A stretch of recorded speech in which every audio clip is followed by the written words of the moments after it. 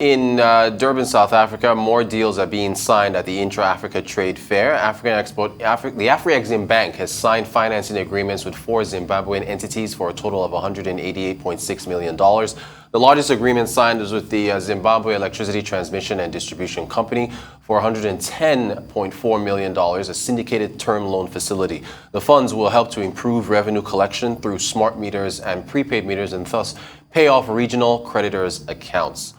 All still at the Intra-Africa Trade Fair in Durban, it's going to be a special focus on the cultural and creative industries in Africa. Nigeria's mass media company Silverbird and South Africa's AAA Entertainment have together signed a $50 million deal with the Afri-Exim Bank to develop and produce a series of African feature films. The deal forms part of Afri-Exim Bank's $500 million creative industry program for financing. The chairman of the Innoson Vehicle Manufacturing Limited, Mr. Innocent Chukwuma, has expressed optimism that the company will take over the African market in the near future. He made the declaration during a parley with journalists in Nnewi, Anambra State. Chukwuma said the company was looking ahead to being a producer of the vehicles for use in the African continent as a whole, a development he said would reduce pressure on the country's foreign exchange demand. Joining us to discuss this is Shakirat Adigun, who is an analyst with Financial Derivatives Company Limited. You're welcome. Good afternoon. Good afternoon. All right. So, do you share in the optimism? Do you think that Innoson Vehicles can take over the African continent?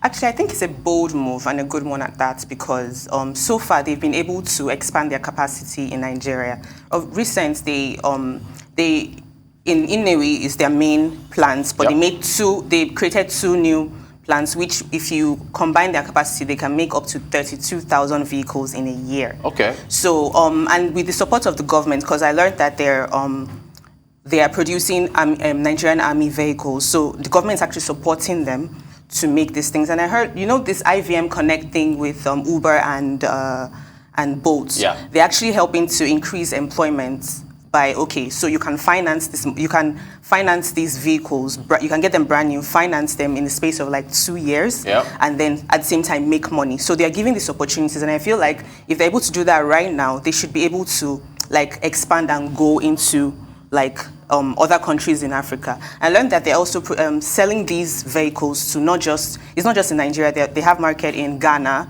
in Sierra Leone and the like. So I think that they can move forward apart from what they're doing now in Nigeria, not that too, Okay, well explained. Okay, that sounds convincing. What about the impact on the automobile industry in Nigeria? This will really depend on us as Nigerians if we would like to patronize the Nigerian-made vehicles. Let me use this. There was a record from PwC report that says that the ratio of brand new cars to foreign Tokumbo cars is 1 to 131. So like for one brand new car, people are using like 131 foreign used. When you can actually get a brand new Nigerian made car for about even a cheaper price than what they're selling. So I don't know why you want to buy a Tokumbo car that still probably is accidented or something, and then the spare parts are probably more expensive when you have a locally produced vehicle in Nigeria. So I think that it really depends on us if we're going to be able to patronize, and this would actually help the government and Nigeria as a whole. It will increase the GDP and all of that. So I think there's a possibility, yeah. What about the prospects of penetrating the African market? Okay, so I already said earlier that they've increased their capacity, but if they move to the African market, apart from the ones they're selling to now, there will be more bases somewhere in other countries.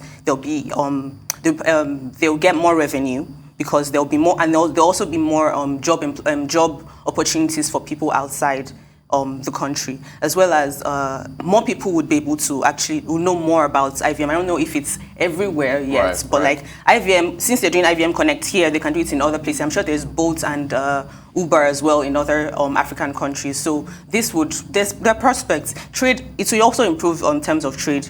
So like more exports, it would even put a pressure on the exchange rate as at now. So like I said earlier, something about the amounts that, now our consumer income has reduced because of these. And so who would want to buy something that expensive when you can actually get something that's cheaper? These cars are more fuel efficient.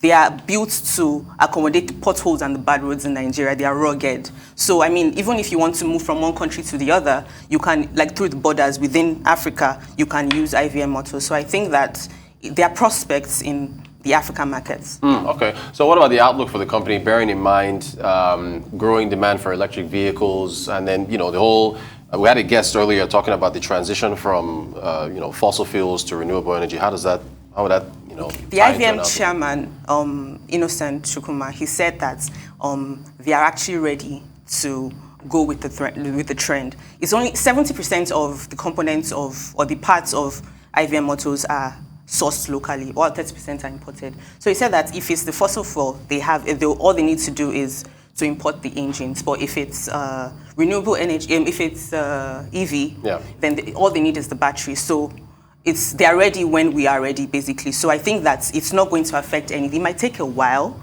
but it's not going to affect anything. I think that it's a good. It won't. Let me put it this way. Let's just say now we have spare parts that are expensive. People want to buy only Toyota because the spare parts are they're cheaper, accessible and affordable. But imagine if these spare parts are in Nigeria. They're made in Nigeria.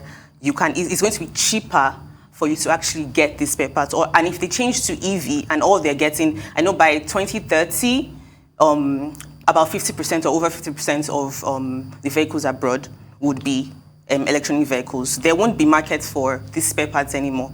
So why would, I feel like what EV and what what IVM is about to do is going to, or with the EV, since they are ready for it, is going to make like a whole lot of difference, basically. So they are ready. Yeah, okay. So if we take a wider view of this, our dependence on, or rather the public transport infrastructure, right? It is what it is, which is pushing more Nigerians to have to purchase and use cars. If that was to improve, and we want our public transportation to improve, don't we? I believe we do. If that was to improve, would that mean that then less people would want to buy cars from Innoson or wherever? I just wanted to get your take on public transportation. If it does improve and government does improve that public transportation infrastructure, then would less Nigerians have to buy vehicles? I'm not too sure about that. You still think the demand for vehicles will be there? Because, I mean, which, I won't say trotro, which bus have you seen that is actually brand new? Right. Imagine IVM, do you get what I'm saying? Yeah, Imagine IVM having a brand new vehicle. People want to, it would be cheaper, yes, but who doesn't want to have their own? See, the prices are from like 1.5 million to about 22 million. That's if it's like the Jeep or the G-Wagon type cars. But imagine like the sedans now, they're like 3 million-ish to 4 million. How much? And they have like a payment plan for 3 years when you can buy, like the way you can pay for it with 3 years. They have partnerships with like Access Bank or something. So if a typical Nigerian can actually afford that, I think that it won't affect them. So if let me speak for myself. Okay. If we have only 40 seconds to go, so we'll have I will bring you back. Because I was going to say something about rail and so on. Shakirat Adigun, analyst with Financial Derivatives Company Limited. Thanks for joining us. Appreciate your time. Great conversation.